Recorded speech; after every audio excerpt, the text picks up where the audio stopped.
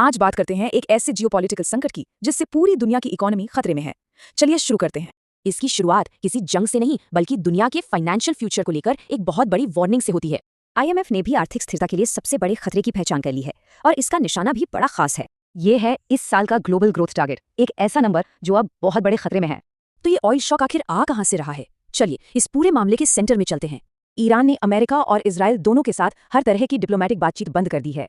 तो सिचुएशन एकदम ठप है। एक तरफ ईरान ने बातचीत रोक दी है और दूसरी तरफ मिलिट्री ऑपरेशंस जारी हैं।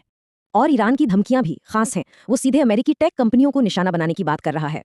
अब ये टकराव सिर्फ दो देशों तक ही नहीं रुका है बल्कि पूरे रीजन में फैलता जा रहा है। सबसे पहला और अहम फ्लैश पॉइंट है ये समुद्री रास्ता। दुनिया की तेल सप्लाई के लिए ये बेहद जरूरी है। और फिर एक के बाद एक हमले हुए, कुवैत, यूएई और लेबनान तक में। तनाव बहुत तेजी से बढ़ रहा है। ये हमले रैंडम नहीं थे। बैरूत में तो सीधा हिजबुल्लाह के एक सीनियर कमांडर को निशाना बनाया गया। तो इस लड़ाई का असर अब सिर्फ उस रीजन तक ही नहीं बल्कि पूरी दुनिया पर हो रहा है। कैसे? देखते हैं। दुनिया भर में तेल सप्लाई को बचाने के लिए जापान और फ्रांस जैसी बड़ी ताकतें इमरजेंसी मीटिंग्स कर रही हैं। मामला सिर्फ तेल का नहीं है, एक और बड़ी प्रॉब्लम है। वर्ल्ड ट्रेड को लेकर चल रही बातचीत भी ठप हो गई है। इससे $1 ट्रिलियन का ग्लोबल ट्रेड रिफॉर्म अटक गया है। मतलब चीजें और भी महंगी हो सकती हैं। तो सवाल ये है कि जब डिप्लोमेसी फेल हो चुकी है और इकोनॉमी रुक रही है तो इस संकट को रोकेगा कौन?